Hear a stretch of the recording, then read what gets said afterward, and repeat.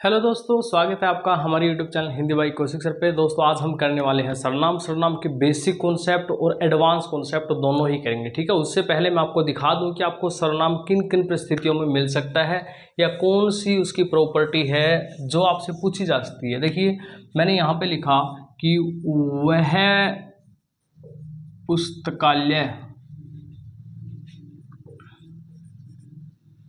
पुस्तकालय पुराना है। ठीक है, और यहाँ पे हमने लिख दिया कि वह लड़का पढ़ रहा है, और यहाँ पे हमने लिख दिया कि वह सर्वनाम शब्द है,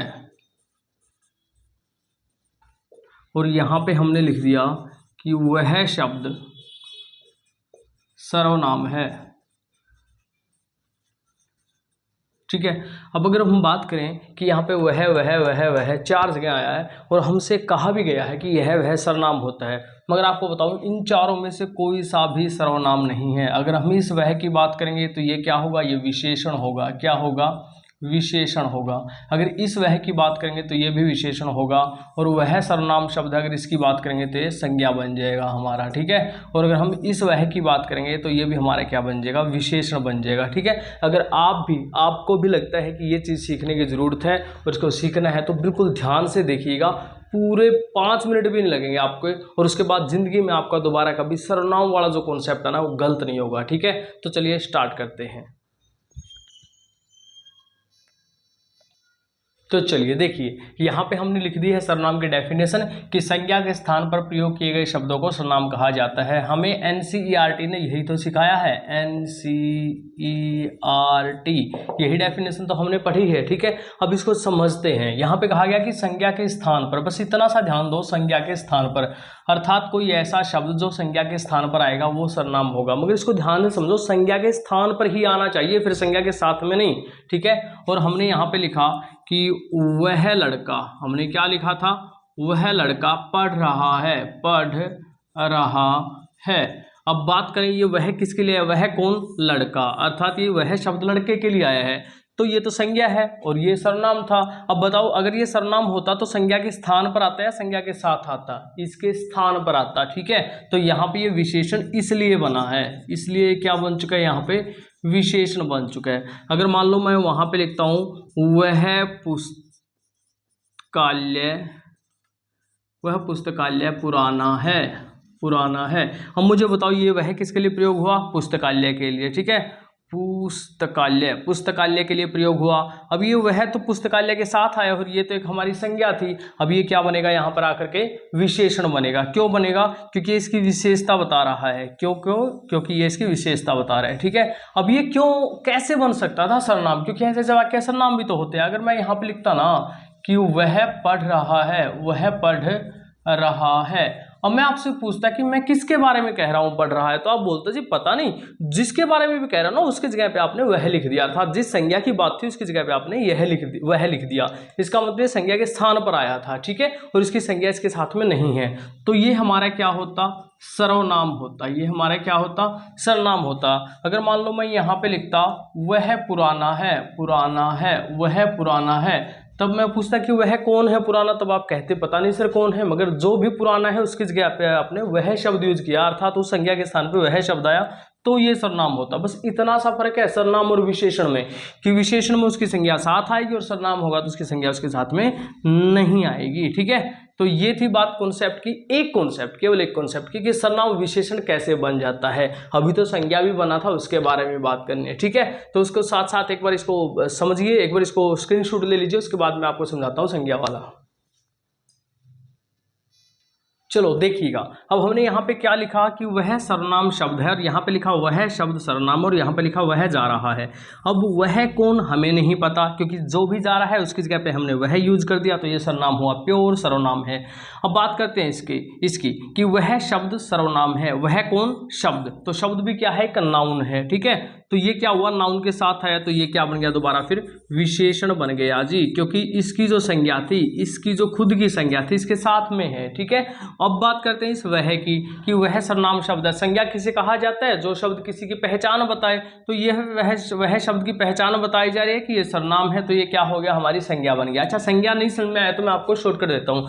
अगर मैं कोई भी सर्वनाम लिख दूं, यह लिख दूं, वह लिख दूं, कुछ भी, और उसके दोनों तरफ कोमे लगा देता हूं ना, इसकी मतलब है कि पूरा वाक्य अब इसकी बात करेगा। अब पूरा वाक्य जो भी होगा इसकी बात करेगा, इसका मतलब क्या है, इसकी पहचान बताएगा। अर्थात ये यहाँ पे क्या बन चुका है, दो कोमे लगते ही आप ये थोड़ी सी पहचान कर लीजिए, संज्ञा बन जाता है। क्लियर, ये बात समझ में आई? एक बार स्क्रीनशॉट लीजिएगा, उसके बाद स्टार्ट करते हैं। तो चलिए देखिए, ये है हमारे सर्वनाम के भेद। दोबारा से फिर मैं आपको बता रहा हूँ कि अभी मैं कॉन्सेप्ट करवाने वाला हूँ, अभी कॉन्सेप्ट पूरे नहीं हुए, अभी आप बहुत सारा गच्चा खा सकते हो, अर्थात गलती कर सकते हो। ठीक है, तो बेसिक से भी साथ थोड़ा सा जोड़ लेंगे। बेसिक में क्या था जी, सर्वनाम के 6 भेद थे, ये हमारे 6 भेद हैं। आइए आप थोड़ा सा समझने की कोशिश करते हैं, बेसिक प्लस कॉन्सेप्ट। देखिएगा, यहाँ पे लिखा गया पुरुषवाचक सर्वनाम। ये पुरुष का मतलब यहाँ पे स्त्री और पुरुष, वो पुरुष नहीं है। पुरुष का मतलब है प्रथम पुरुष, मध्यम पुरुष, उत्तम पुरुष, अर्थात जो बोल रहा है, जो सुन रहा है और जिसकी बात चल रही है, उन पुरुषों की बात की जा रही है। तो इसके आधार पे जो पुरुषवाचक सर्वनाम है ना, वो खुद आके जाकर के 3 भेदों में बढ़ जाता है। एक तो प्रथम, ठीक है, जिसको हम अन्य भी बोल सकते हैं, अन्य पुरुष, और एक है मध्यम पुरुष, मध्यम पुरुष, और एक हमारा क्या हो जाएगा, उत्तम पुरुष, उत्तम पुरुष। अब इंग्लिश और हिंदी में यहाँ पे थोड़ा सा अंतर है, क्योंकि इंग्लिश वाले क्या करते हैं, I my me that's called first person, I my me को प्रथम पुरुष बोलते हैं, मगर हमारा प्रथम पुरुष कौन होगा, वह, उसका, ये जो शब्द होंगे ना, अर्थात जिसकी बात चल रही है, जिसकी बात चल रही है वो हमारा प्रथम पुरुष होगा। मध्यम पुरुष वही होगा तुम, तुम्हारा वगैरह। ठीक है, और उत्तम पुरुष कौन होगा, हिंदी वाले कहते हैं, या फिर मैं कहूँगी लॉजिक कैसे याद करेंगे, हिंदी वाले अपने आप को सबसे उत्तम मानते हैं, अर्थात बोलने वाला, हिंदी बोलने वाला अपने आप को उत्तम मानेगा। तो जो बोल रहे हैं ना, खुद के लिए जितने भी शब्द प्रयोग करेगा, मैं, मेरा, ये सारे के सारे क्या होंगे, उत्तम पुरुष में रहेंगे। ठीक है, यहाँ तक बात समझ में आई? क्लियर हुआ? अब मैं आपसे दोबारा फिर एक क्वेश्चन पूछता हूँ, इनके ऊपर आधारित। ठीक है, आपको बताना है कि कौन सा सर्वनाम है। अगर मान लो मैं यहाँ पे लिखता हूँ कि वह लड़का मेरा भाई है, मेरा भाई है, भाई है। अब मुझे बताओ ये सर्वनाम कौन सा है, बताओ जल्दी से कि ये सर्वनाम कौन सा है। वह लड़का मेरा भाई है, यहाँ पे आप देख भी सकते हो। मुझे पता है कि आप में से अभी 50% ने आंसर दिया होगा जी मध्य प्रथम पुरुषवाचक सर्वनाम, है ना। और जिसका भी आंसर प्रथम पुरुषवाचक सर्वनाम हो, वो सब के सब गलत है। कमेंट करके जरूर बताना किससे गलती हुई है। ठीक है, सच जरूर बताना किससे गलती हुई है। यहाँ पे ये वह विशेषण है, यहाँ पे ये क्या है, विशेषण है। आपको सर्वनाम समझते समझते कॉन्सेप्ट नहीं बोलना, जो सबसे पहले करवाया था वो क्या था कि अगर संज्ञा उसके साथ है तो विशेषण बनता रहेगा। क्लियर हुआ? अर्थात ये हमारा क्या है, विशेषण है। अगर मैं कहता ना वह मेरा भाई है, अब ये सर्वनाम होता कौन सा, प्रथम पुरुषवाचक। क्लियर हुआ? क्योंकि हमने इसकी संज्ञा यहाँ पे नहीं डाली। क्लियर हुआ ना? चलिए उसके बाद बात करते हैं निजवाचक सर्वनाम की। जब हम पुरुषवाचक सर्वनाम बना चुके थे तो हमारे सामने आया एक ऐसी समस्या, बोला कि अगर हमें तीनों को ही बोलना, कोई ऐसा शब्द जो तीनों को रेफर हो जाए, बोलने वाले के लिए भी, सुनने वाले के लिए, जिसकी बात चले उसके लिए भी, तो हमने एक नया सर्वनाम बना लिया निजवाचक। जैसे इसमें क्या आ गया, स्वयं आ गया, आप आ गया, खुद आ गया। ये शब्द अगर आप कहोगे ना अपना काम स्वयं करो, तो स्वयं मतलब जो सुन रहा है वो भी अपना काम खुद करेगा, जो कह रहा है वो भी अपना काम खुद करेगा, और जिसकी बात चल रही है वो भी। ठीक है, आप मतलब खुद, स्वयं, वही खुद, अपना, स्वयं, ये जो होते हैं वो निजवाचक, अर्थात हर किसी को लगता है मेरे लिए बोले जा रहे हैं। ठीक है, इसलिए इसको निजवाचक सर्वनाम बोलते हैं। उसके बाद आ गया निश्चयवाचक सर्वनाम। जब निश्चित संज्ञा के लिए बात की जाए, निश्चित संज्ञा, निश्चित संज्ञा के स्थान पर सर्वनाम का प्रयोग किया जाए, सर्वनाम का, अर्थात संज्ञा निश्चित हो। जैसे, अच्छा मैं यहाँ पे एक एग्जांपल लिखता हूँ। ठीक है, आपको बताना है निश्चित कौन सी है। उससे पहले अनिश्चित के बारे में बता दो, दोनों इकट्ठी समझ लेंगे। अनिश्चित कौन सा है, जब अनिश्चित संज्ञा के स्थान पर कोई शब्द प्रयोग किया जाए, अनिश्चित। ठीक है, एज लाइक मैंने कह दिया कोई मेरा भाई है। कोई मेरा भाई है, कौन है मुझे भी नहीं पता, क्योंकि मैं कोई कह रहा हूँ। और मैं कहता हूँ कि वह है, या यह है, इसका मतलब मैं निश्चित कर रहा हूं कि वह ही है। ठीक है, तो जब कोई कहूंगा तो अनिश्चित होगा और यह कहूंगा तो निश्चित होगा। चलिए अब दोबारा से फिर मैं एक क्वेश्चन पूछ रहा हूं, आपको बताने की कोशिश करनी है। एक बार इसको स्क्रीनशॉट ले लीजिए, देखिएगा, आपको बताने की कोशिश करनी है। ठीक है, कि सही है गलत है। मैंने यहां पे लिखा कि वह पुस्तक मेरी है। ठीक है, और यहां पे लिखा कि कोई पुस्तक मेरी है, कोई पुस्तक मेरी है। बताइए कौन सा निश्चयवाचक सर्वनाम है और कौन सा अनिश्चयवाचक। ठीक है, दोबारा सुनिए, अगर आपको लगता है वह पुस्तक मेरी है निश्चयवाचक है और लगता है कि कोई पुस्तक मेरी है अनिश्चयवाचक है, तो अब भी आप गलत हो, क्योंकि अब भी दोनों ही परिस्थितियों में विशेषण है, क्योंकि इसके बाद डायरेक्ट ही संज्ञा पड़ी हुई है। ठीक है, ये ध्यान रखना है, ये ध्यान रखना है। अब ये विशेषण है, अब सर्वनाम बनाएंगे इसको। मैं प्रत्येक कॉन्सेप्ट साथ साथ करवाता रहूंगा, जो क्वेश्चन में आता है, जो हमेशा हमसे पूछा जाता है, हम वहां पर की गलती कर बैठते हैं। अगर मान लो मैं यहाँ पे लिखूँ ना, कोई घर पर है, घर पर है। अब देखिए, मैंने कहा कोई घर पर है, वो कोई कौन है हमें नहीं पता, क्योंकि हमने लिखा ही नहीं ना कोई। भाई घर पर है कौन, कोई, अर्थात ये अनिश्चयवाचक हुआ। और अगर मान लो मैं यहाँ पे लिखता हूँ कि वह घर पर है, कौन है घर पर अब भी नहीं पता, मगर वह अर्थात निश्चित है कि जिसकी बात कर रहे हैं ना वो घर पर है। ठीक है, तो वह, ये क्या है, ये निश्चयवाचक और ये क्या है, अनिश्चयवाचक। ये अब सर्वनाम है। जब तक इस सर्वनाम की संज्ञा इसके साथ आएगी तब तक वो सर्वनाम नहीं, विशेष संज्ञा तो यहाँ पे भी आई है, संज्ञा तो यहाँ पे भी आई है, मगर कोई घर के लिए नहीं आया, किसी आदमी के लिए आया था। वह घर के लिए नहीं आया, किसी आदमी के लिए आया था, अर्थात इनकी संज्ञा इनके साथ नहीं आनी चाहिए। क्लियर, तो ये था हमारा निश्चयवाचक और अनिश्चयवाचक। उतारी का स्क्रीनशॉट ले लीजिएगा एक बार,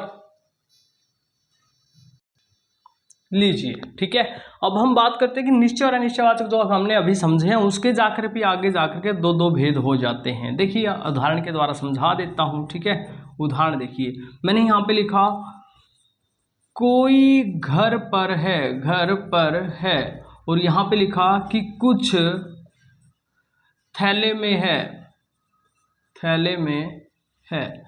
अब आपको दो चीजें दिखाई दे रही, एक तो कोई और एक कुछ, मगर दोनों से निश्चित नहीं हो रहा कुछ भी। ठीक है, तो दोनों के दोनों क्या है, अनिश्चयवाचक हैं, मगर अलग अलग हैं।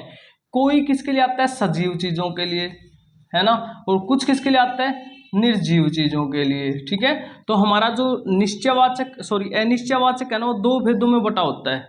अनिश्चयवाचक दो भेदों में, एक तो क्या, वस्तुबोधक, वस्तुबोधक अनिश्चयवाचक, और क्या होता है, प्राणीबोधक, प्राणीबोधक अनिश्चयवाचक।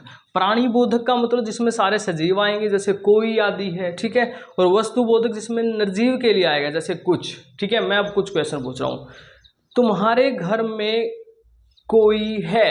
अब ये कोई क्या है, अनिश्चयवाचक है, मगर कौन सा अनिश्चयवाचक, प्राणीबोधक। ठीक है, और तुम्हारे घर में कुछ है, अब मैं क्वेश्चन पूछा तुम्हारे घर में कुछ है, अब ये कुछ क्या है, ये भी अनिश्चयवाचक है, मगर कौन सा, प्राणीबोधक नहीं, वस्तुबोधक। जब मैं कुछ कहूंगा तो आप कहोगे हाँ सर है, गाड़ी है, मोटरसाइकिल है, आपको क्या चाहिए बताओ। अब मैं कहूंगा तुम्हारे घर पे कोई है, तब आप बोलोगे हाँ जी है, मम्मी भी है, पापा भी है। ठीक है, अर्थात ये निश्चय और अनिश्चय में भी दो दो भेदों में बटे होते हैं। अनिश्चय दो भेद कौन से हैं, अनिश्चय के, वस्तुबोधक और प्राणीबोधक। अब हम बात करते हैं निश्चय बोधक के। ठीक है, एक बार इसको स्क्रीनशॉट ले लीजिए, ये देखिए। ठीक है, अब हम बात करें निश्चय बोधक के, कि निश्चय बोधक कौन सा, निश्चयवाचक कौन सा होता है। अब देखिए, निश्चयवाचक भी दो भेदों में बटा होता है, जब निश्चित संज्ञा का भेद कराएगा। जैसे मैंने यहाँ पे उदाहरण के रूप में लिख दिया कि यह मेरा घर है, मेरा घर है, और यहाँ पे लिख दिया वह मेरा पेन है, पेन है। यह क्या है, निश्चित कर रहा है कि यह घर मेरा ही है, और वह क्या, ये भी निश्चित कर रहा है कि पेन, वह पेन मेरा ही है। मगर यहाँ पे यह और यहाँ पे वह दो अलग अलग शब्द आए, क्योंकि जो निश्चयवाचक है ना, दो भेदों में बटा होता है। एक तो क्या होता है, दूरवर्ती, दूरवर्ती, कौन सा, निश्चयवाचक सर्वनाम, और एक होता है निकटवर्ती, निकटवर्ती। वर्ती निश्चयवाचक सर्वनाम।